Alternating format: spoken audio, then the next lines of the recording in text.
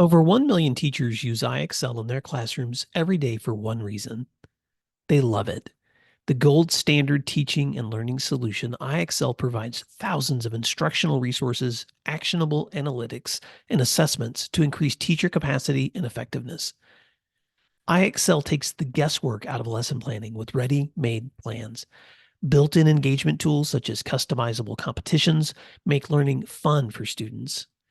Dr. Trujillo, superintendent at Tuscan Unified School District, says this about IXL, quote, "For the teacher, IXL opens up the door to be a lot more effective and provide more differentiated instruction to the different subgroups of students in their class," end quote. Empower your teachers with the tools and insights they need to enhance instruction, all in one single, easy-to-use platform. Get started today at IXL.com. You're listening to Monday Matters, a Principal Matters podcast production. Hi, friends. This is Will Parker, back with my co-host, Dr. Jen Schwanke, for another Monday Matters. Jen, you just had spring break. Welcome back from some fun. And I get to see the tan, and I know you literally flew in and logged in for this meeting. Like I can't believe the commitment you have. Well, anybody who's actually watching the video of this will think, where's Jen? She's never been in that place before. So as I told you offline, I was in Florida this morning, caught a very, very early flight, flew back to Central Ohio, and then my parents are watching my puppy on their farm. So I got in the car and drove there, but they don't have internet access clear out in the boondocks there. So I'm at the county library right now. By the way, I love libraries. Can we just... I do too. I was just on the phone yesterday with a former student who had reached out to me just to catch up. And actually, I'll be a little more open, and I don't think the student will mind, but the student had just lost her father. And so she'd reached out because we've known each other since, Jen, 1993 when I was a first-year teacher, and she was in my building, and now she has a degree in education and is, and she told me, she said, one of the places I like to go when I need to just find peace is the library. And I thought, I bet she's not the only one that where libraries are that kind of setting for people. Well, and this is not at all what this episode's about, but two things. I called the library yesterday. I got a librarian, and I'm like, help, I need to record a podcast. I need to be alone. I'm going to be making some noise, but what do you have? And she's like, no problem, honey. You just come on in. And she put me in this beautiful room. But for listeners, anybody who has a love affair with libraries, read Susan Orlean's The Library Book. Amazing, amazing book. And this woman is an incredible writer and a deep researcher. And it's just about libraries and the magic they bring to our world. So read The Library Book. Jen, I want to set the tone. Thank you for that reference. And kudos to Wayne County Library for letting you use their facility today for recording this. But in last week's Principal Problems newsletter that you put out, which every time I get the opportunity to encourage people to subscribe, I am telling you, subscribe. You also talk about a moment of grief. And I ask you, are you okay to talk about this? Because you wrote about it. And sometimes writing and talking are two different things. But you've walked through some situations in the last couple of months, and you titled this one, Why Work Matters. And so is it okay if you just go there? Because I would love for listeners to hear this story too. Yes, absolutely. And I am ready to talk about this. It's been 3 months. So, Will, you know my dog, Roxy, because many times Roxy was next to me while we were recording. And you would show me your dog, Ivy, and I would show you Roxy, and we would giggle that we had such great companions. So I lost my beloved Roxy. We were running. It was very, very, very early in the morning in January. It was cold, and she was running alongside me. And this dog, you guys, was an amazing creature. She had run about 16,500 miles with me. She was at my side for every step. As a matter of fact, I had always been a runner, but she made me a extra long distance runner because this dog was so psychotic. she needed to run many miles. And so we did. We ran lots of miles together. So anyway, bright early morning, sun was just coming up, and she stirred up a rabbit and she got away from me. And it was kind of out of character because she had kind of moved past that in her life. The rabbits, she kind of gave up on them, but she didn't give up on this one. And she was unfortunately hit by a car and killed instantly, which is of some comfort to me. I turned around and it was over. And the reason I shared this story in my newsletter was because I thought it was important for principals, for educators, for leaders of all types to think about days like that. We all have them. Even, if you're not a dog person, if you don't have a dog, but we all have loved ones and loved creatures, and they have bad days. And so what happened that day is my husband came and we carried Roxy to the vet, and we carried her to the truck and then to the vet. And, we said our goodbyes, and then I went home and I just sobbed and sobbed and sobbed. And it got to be, 8 o'clock, 8:30, 9. My boss had said, take all the time you need. My colleague said, take all the time you need. And I thought, I can sit here and I can be absolutely miserable all day, and I can cry until there are no tissues left on the planet. But I can also go to work. And if I go to work, what I'm going to find is colleagues who aren't going to make me talk about this. I'm going to find work that needs to be done. I'm going to have phone calls that need to be returned. I'm going to have problems that are going to feel like they're going to take all my cognitive energy to solve. And that's what I need right now. And I'm not saying that I'm not saying this works for everyone at all. For some people, healing looks like getting under the covers and having the tea and watching the Netflix. For me, I drove to work and I managed to make it a productive day. And I did that the next day too, and the next day. My colleagues and the work itself was a very safe place to fall during that very dark day. And I didn't write that to be any sort of martyr. I was not going to work because they needed me so badly. On that day, it was the opposite. It was that I needed that work and my people, my colleagues, in order to stay productive and have a day that I could be proud of. Well, Jen, I want to add a couple of thoughts, and I also want to let listeners know that as a part of this conversation too, before I forget to say it, I want to talk about your new puppy. But before we talk about your new puppy, I just want to speak to this for a minute, because a couple of things. One, you're right. Everyone responds to grief in different ways. And for some people, that isolation or that being alone time or that whatever, some people need that. Some people need a really good breakfast and a place to sit with a meal that's gonna help them to re-energize and reconnect. Some people need to jump right back into the routines so that they can feel some sense of control. Whatever it is, this podcast episode isn't because we're trying to prescribe how to respond to hard times. The point you're trying to make is sometimes the very thing that we are serving in becomes a place of healing for us too. And we show up every day because we have this mission, we have this call, we have this intention of helping other people. And that's the wonderful thing I think about service, is that often the person you end up helping is yourself too along the way. I'll never forget, it was 3 years ago in March when my dad passed away, and it was an unexpected situation. He was at home. I've told the story before. He had lost his appetite. My brother was there to help him make dinner, and Dad always had a great appetite. And then this night he barely touched his food, and then he just wanted to go lay down on the couch. So my brother took his blood pressure and realized it was really low and asked, "Can I take you to the hospital?" And Dad, I think he knew what was happening. He was just like, "You know what? You can call an ambulance, but if I'm going to go, I'd rather go right here in my house than in some cold room up there at the hospital."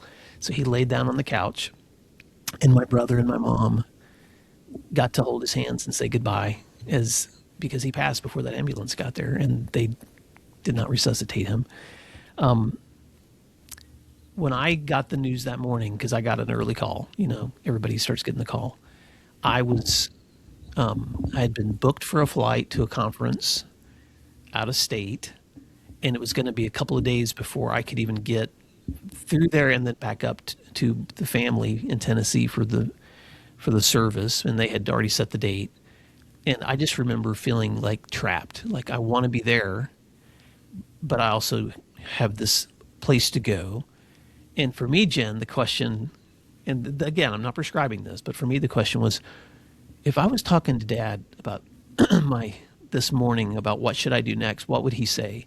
And he would say, well, why don't you get up and go to work? Because that's exactly what he would say. Well, why don't you just get up and go to work?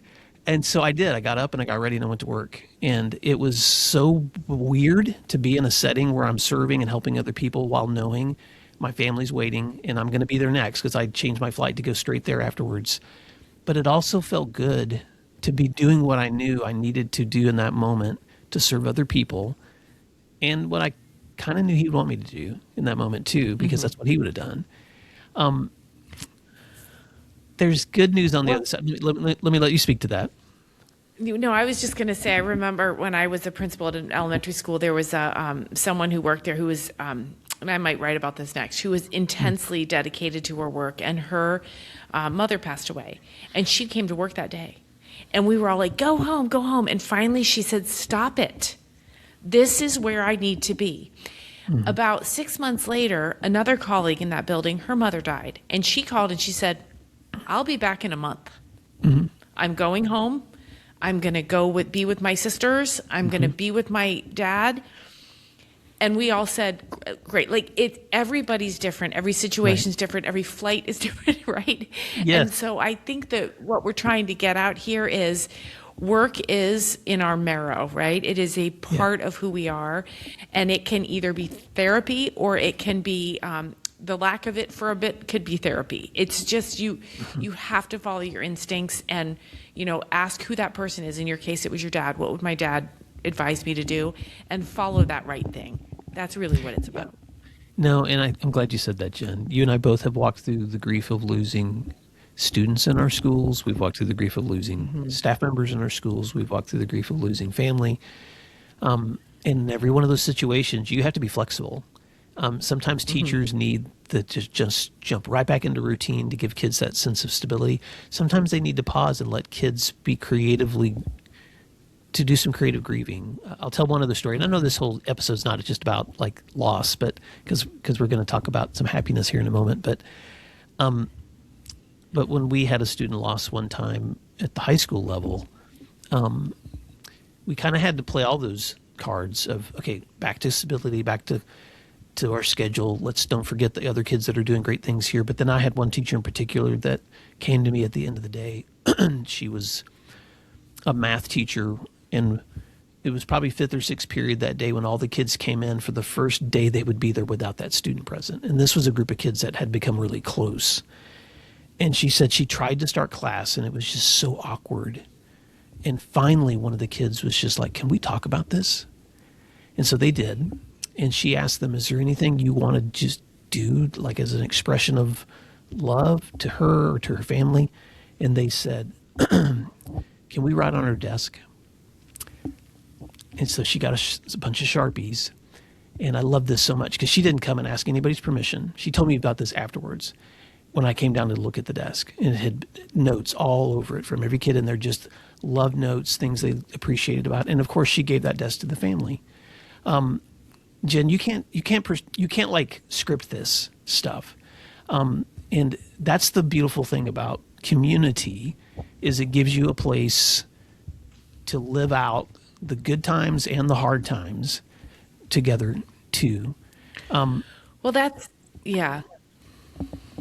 Yeah, no, I'm glad you brought it back to that because that is the word, right? It's community. It's our work community. It's our school community. It's the kids. And I think sometimes we need given permission to express our feelings, whether it's grief or joy or happiness or fury or whatever. I think about,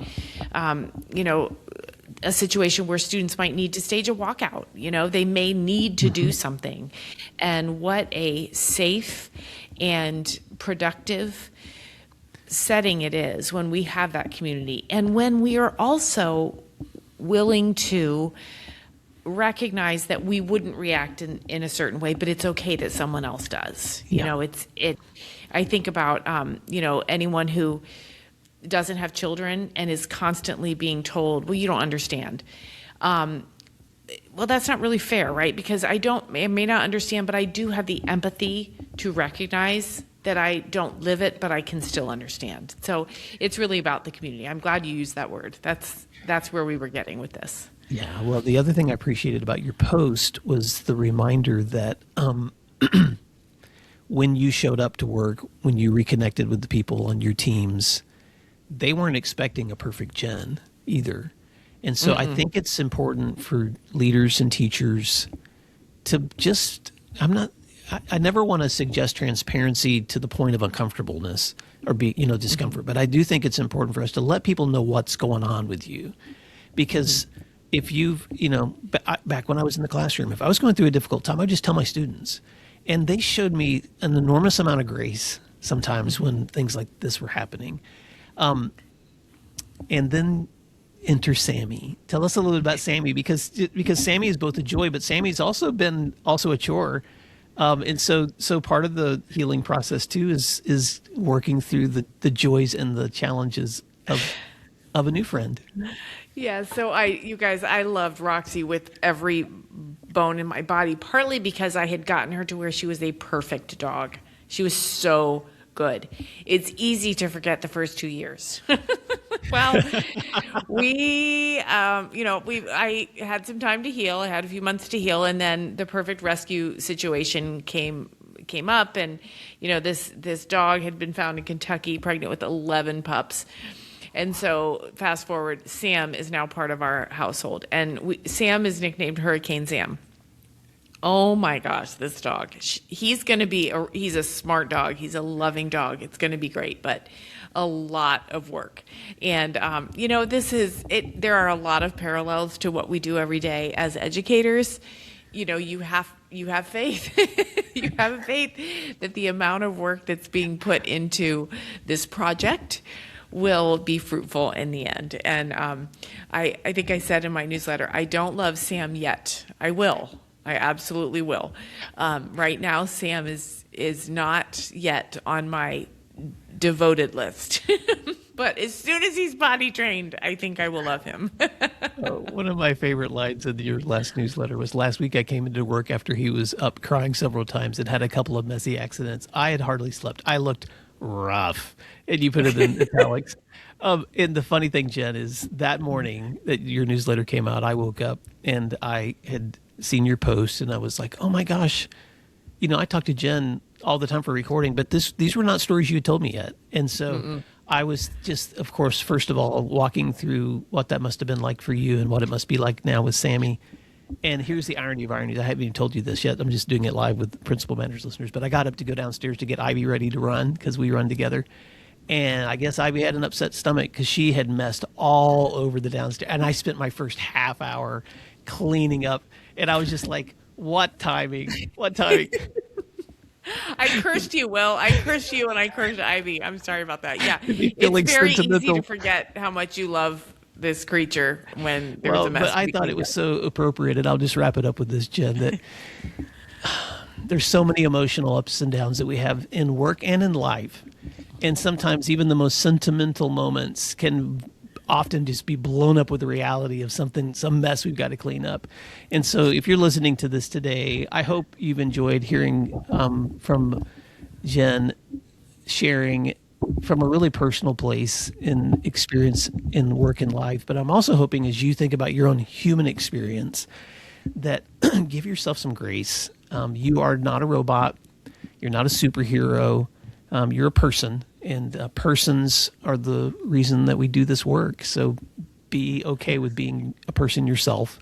And Jen, any other thoughts you want to add as we wrap up today's conversation?